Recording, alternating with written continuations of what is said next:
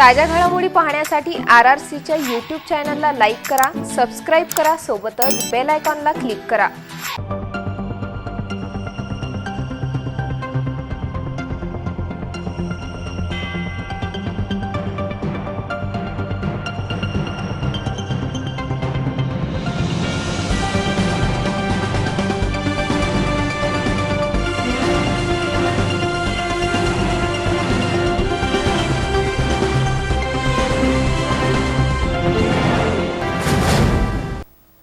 City न्यूजच्या मराठी बातमीपत्रामध्ये मी पूजा आपले हार्दिक स्वागत करते। सर्वात आधी एक झलक बघूया आजच्या हेडलाईन्सची।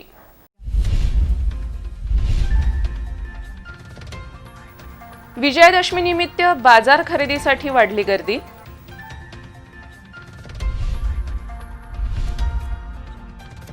कोरोना संक्रमणामुळे वाहन विक्रीवर विपरीत परिणाम।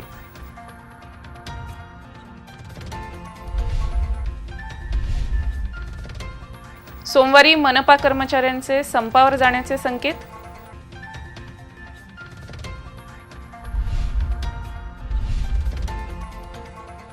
अशोक वाटिका बंद, धम्मचक्र प्रवर्तन दिनानिमित्त बाहेरूनच दर्शन। सांगोळा गावात रावणाची पूजा 300 वर्षांपासून परंपरा कायम।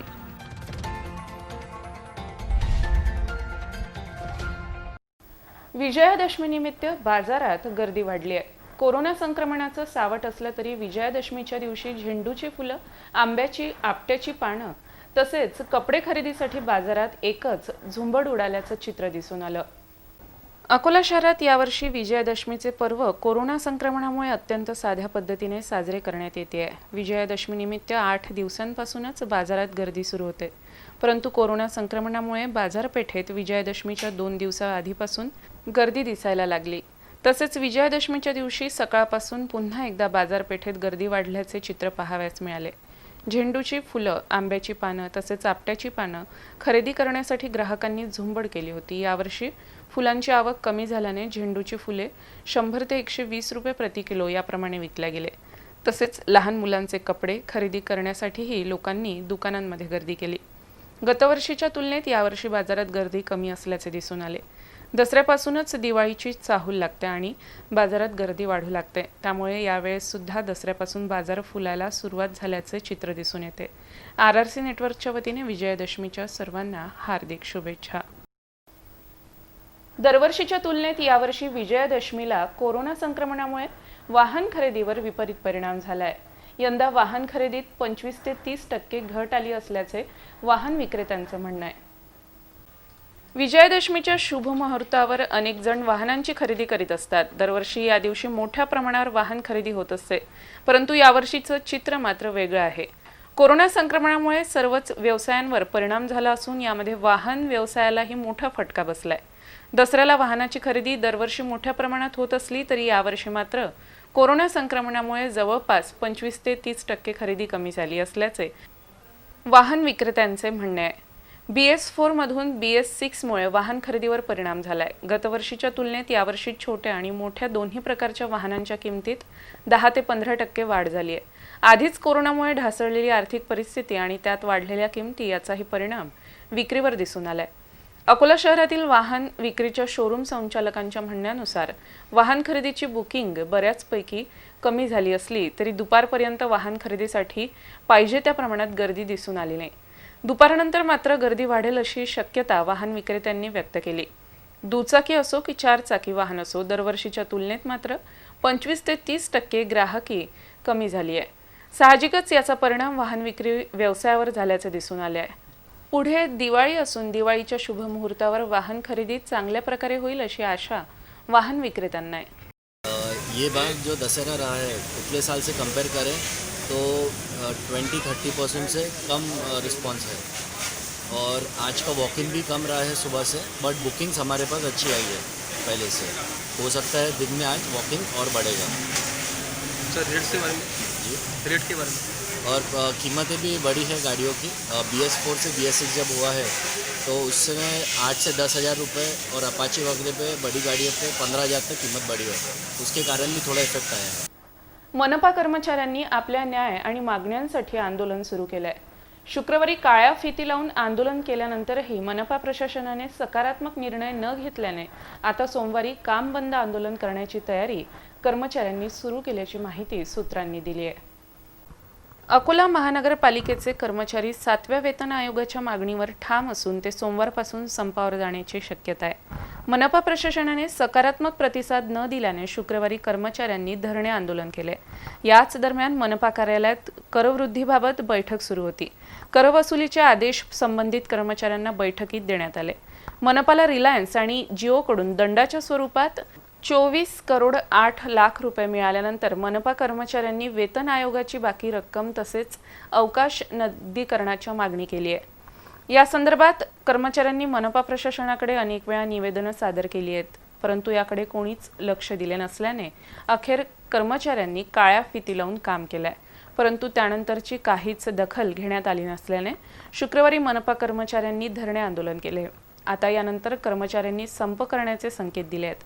सोमवारी सकाळपर्यंत जर मनपा प्रशासनाने सकारात्मक निर्णय घेतला तर हा संप टळू शकतो, अन्यथा हा संप करण्याची संपूर्ण तयारी कर्मचाऱ्यांनी केली असल्याचे सूत्रांचे म्हणणे आहे.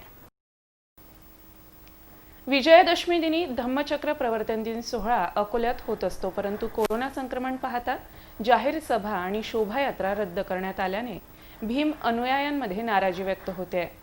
असे असले तरी भीम अनुयायांनी धम्मचक्र प्रवर्तन दिन उत्साहात साजरा केला. विजयादशमीच्या दिवशीच विश्वरत्न डॉक्टर बाबासाहेब आंबेडकर यांनी नागपूर दीक्षा भूमीवर दीक्षा घेतली होती. तेव्हापासून भीम अनुयायी विजयादशमीला धम्मचक्र प्रवर्तन दिन म्हणून अत्यंत उत्साह आणि आनंदाने साजरा करतात. परंतु यावर्षी कोरोना संक्रमणामुळे धम्मचक्र प्रवर्तन दिन घरीच साजरा करण्याची वेळ आली आहे. या निमित्त दरवर्षी निघणारी शोभायात्रा तसेच जाहीर सभा रद्द करण्यात आली आहे. नागपूर नंतर धम्मचक्र प्रवर्तन दिनाचा भव्य सोहळा अकोल्यात साजरा होत असतो, परंतु यावर्षीचा हा सोहळा होत नसल्यामुळे भीम अनुयायांमध्ये नाराजीचा सूर व्यक्त होतोय. दुसरीकडे धम्मचक्र प्रवर्तन दिनावरच अशोक वाटिका सुद्धा बंद आहे. त्यामुळे भीम अनुयायांनी अशोक वाटिकेच्या बाहेरूनच आतमधील तथागत भगवान गौतम बुद्ध, महामानव विश्वरत्न डॉक्टर बाबासाहेब आंबेडकर, महात्मा ज्योतिबा फुले यांच्या प्रतिमांचं दर्शन घेतलं. अशोक वाटिकेच्या मुख्य द्वारावर फुलांचे हार तसेच मेणबत्ती अगरबत्ती लावून पूजन करण्यात आलं. तसेच जयघोषही करण्यात आला. अशा प्रकारे भीम अनुयायांनी आनंद आणि उत्साहात धम्मचक्र प्रवर्तन दिनाचा हा उत्सव साजरा केला. सिटी न्यूजच्या दर्शकांना धम्मचक्र प्रवर्तन दिन तसेच विजयादशमी निमित्त हार्दिक शुभेच्छा. विजयादशमी दिनी सर्वत्र रावणाचे दहन होत असताना सांगोळा गावात मात्र रावणाची पूजा करण्यात येते. संपूर्ण गाव एकत्र येऊन रावणाची पूजा करत शेकडो वर्षापासूनची ही परंपरा आजही गावकरी जपत आहेत. असं म्हणतात, विजयादशमी म्हणजे सत्याचा असत्यावर विजय. याच दिवशी रामाने रावणाचा शेवट करून सत्यावर विजय मिळवला होता. म्हणूनच विजयादशमी हा दिवस भारत देशात रावणरूपी पुतळ्याचं दहन करून साजरा केला जातो. पण अकोल्यातला सांगोळा एक असं गाव आहे जिथं याच दिवसाला रावणाची पूजा केली जाते. अकोला शहरापासून जवळपास 45 किलोमीटर अंतरावर हे गाव आहे. या गावामध्ये प्रवेश केल्याबरोबर डाव्या बाजूला ओट्याच्या चौथऱ्यावर काळ्या पाषाणाची भव्य मूर्ती दृष्टीस पडते. तीच दशमुखी रावणाची मूर्ती. जवळपास 300 वर्षांपूर्वी या ठिकाणी रावणाच्या मूर्तीची स्थापना करण्यात आली आहे. नेमकी रावणाची मूर्ती या ठिकाणी कशी आली याची इतिहासामध्ये नोंद नाही, पण मूर्ती इथपर्यंत कशी आली याविषयी गावकरी आख्यायिका सांगतात ती अशी. गावातील ग्रामदैवतेसमोर झाडाची दगडी मूर्ती तयार करून प्रतिष्ठित नागरिकांनी शिल्पकाराला सांगितले. मूर्तिकाराने मूर्ती घडवली, पण शिल्पकाराकडून झाडाची न बनता 10 तोंडी रावणाची प्रतिकृती तयार झाली. सांगितल्याप्रमाणे मूर्ती तयार झाली नसल्याने गावकरी शिल्पकारावर नाराज झाले. बैलगाडीवर मूर्तीला नेऊन ते गावामध्ये आले. गावाची हद्द सुरू होताच बैल थांबले. कुठल्याच परिस्थितीत बैल गावामध्ये प्रवेश करत नव्हते. शेवटी गावकऱ्यांनी गावाच्या वेशीवरच नारळ फोडून मूर्तीची स्थापना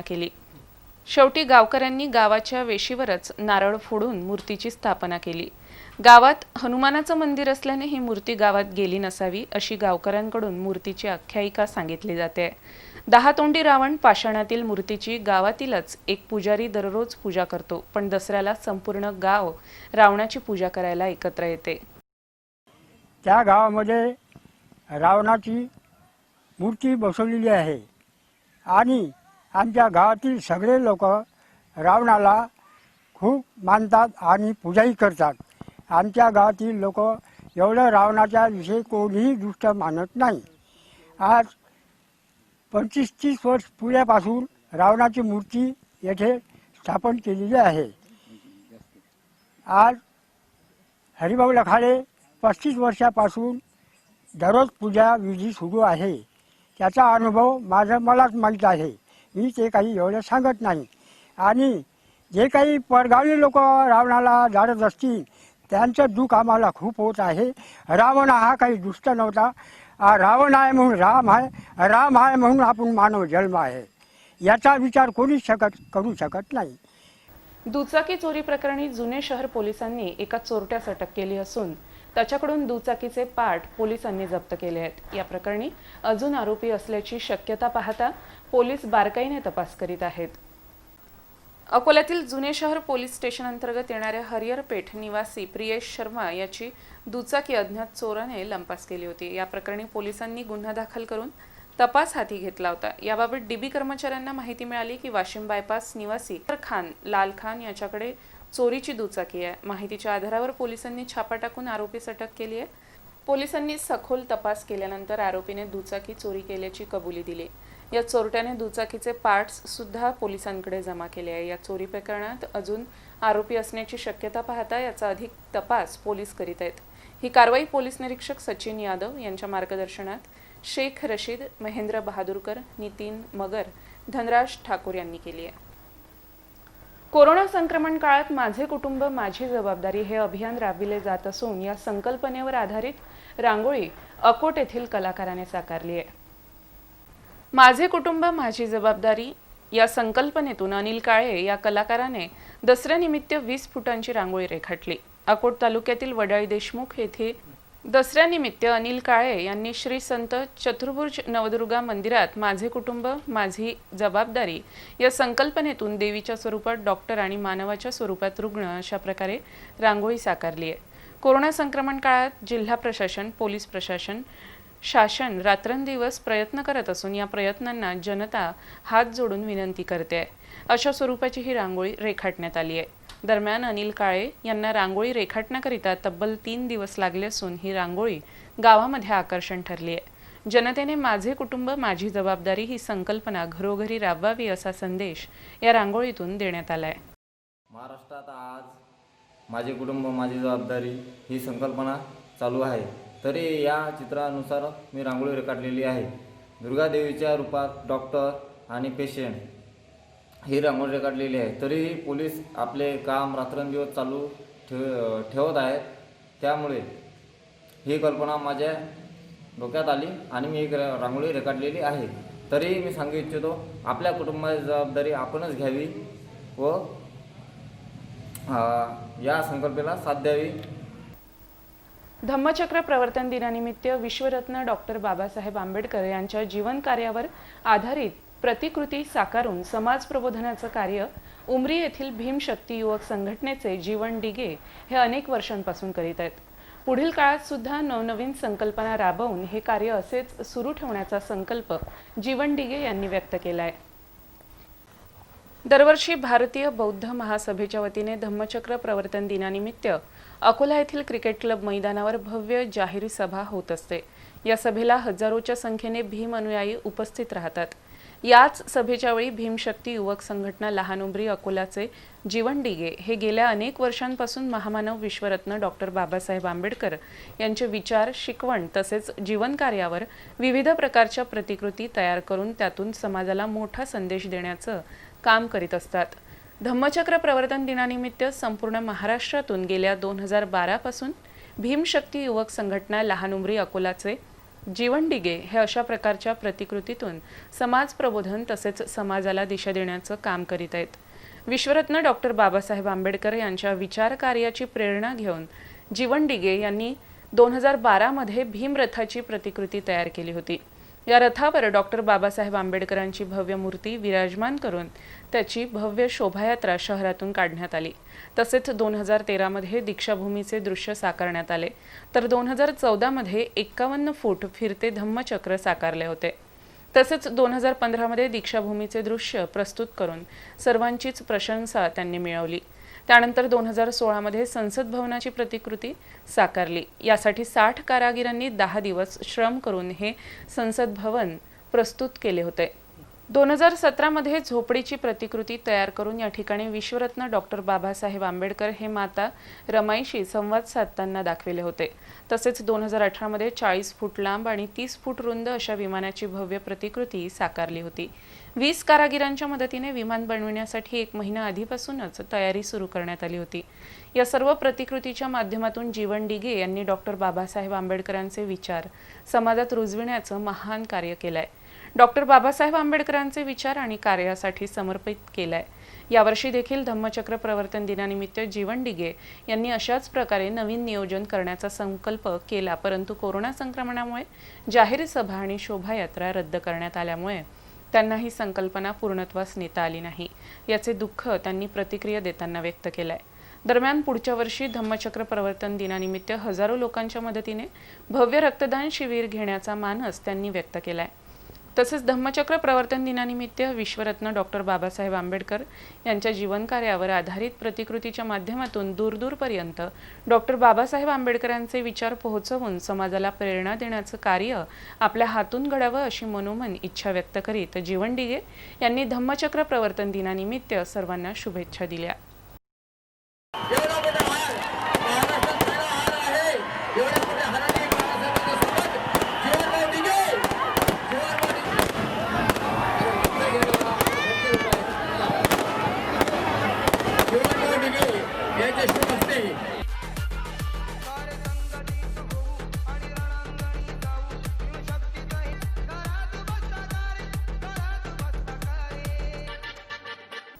अकोला तालुक्यात आपातापा येथील आरोग्य केंद्राचा गलथान कारभार सुरू आहे. कर्मचारी अधिकाऱ्यांच्या मनमानीमुळे रुग्णसेवा प्रभावित झाली असून यामुळे रुग्णांमध्ये असंतोष व्यक्त होतोय. अकोला जिल्हा परिषदेच्या आरोग्य विभागाअंतर्गत येत असलेल्या आपातापा येथील आयुष्यमान भारत आरोग्यवर्धिनी केंद्रातील वैद्यकीय अधिकारी आणि कर्मचारी यांनी बेशिस्तपणाचा कळस गाठला असल्याचा आरोप रुग्णांकडून होतोय. खोबरखेड येथील वंदना खोबरखेडे नामक महिला विंचू चावल्यामुळे आरोग्य सेवा घेण्यासाठी या आरोग्य केंद्रात आली असता इथे कोणीही नसल्याने त्यांनी अकोला जिल्हा परिषद सदस्य तथा रुग्ण कल्याण समिती अध्यक्ष पवन बुटे यांना भ्रमणध्वनीद्वारे माहिती दिली. त्यांनी आरोग्य केंद्र गाठले असता त्या ठिकाणी 2-3 कर्मचारी वगळता इतर कोणीच दिसून आले नाही. याबाबत बुटे यांनी जिल्हा परिषदेचे मुख्य कार्यकारी अधिकारी सौरभ कटियार यांच्याशी संपर्क साधला असता त्यांनी याबाबत संबंधितांना कारणे दाखवा नोटीसबाबत जिल्हा आरोग्य अधिकारी यांना सूचना देण्यात येत असल्याची माहिती दिली आहे. दरम्यान आपातापा येथील वैद्यकीय अधिकारी यांच्या 2 जागा रिक्त असून एक वैद्यकीय अधिकारी रजेवर गेलेला असून वैद्यकीय अधिकारी पदाचा अतिरिक्त पदभार डॉक्टर कळसकर यांच्याकडे देण्यात आल्याची माहिती देतानाच लवकरच या ठिकाणी पूर्णवेळ वैद्यकीय अधिकारी नियुक्ती करण्यात येईल अशी माहिती देण्यात आली आहे. अकोला जिल्ह्यात कोरोना संक्रमण थांबता थांबत नसून यामुळे जिल्ह्यात चिंता पसरली आहे. पुढील काळात संक्रमण वाढीची शक्यता पाहता नागरिकांनी शासनाने ठरवून दिलेल्या गाईडलाईननुसार उपाययोजना करणं गरजेचं झालं आहे.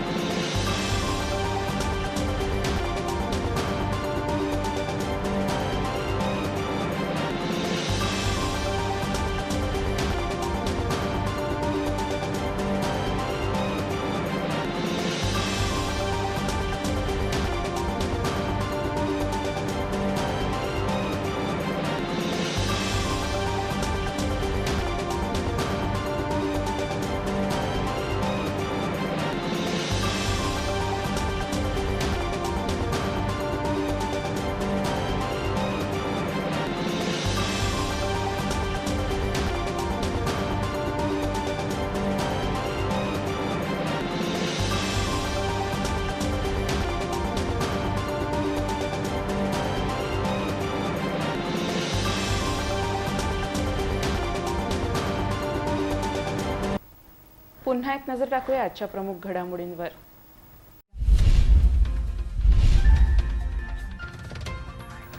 विजयादशमी निमित्त बाजार खरेदीसाठी वाढली गर्दी.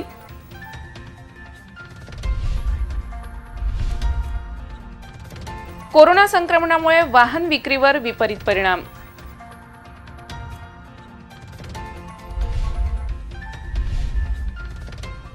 सोमवारी मनपा कर्मचाऱ्यांचे संपावर जाण्याचे संकेत.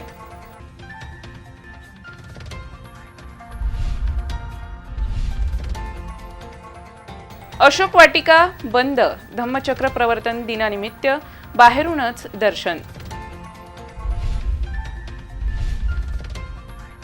सांगोळा गावात रावणाची पूजा 300 वर्षांपासून परंपरा कायम.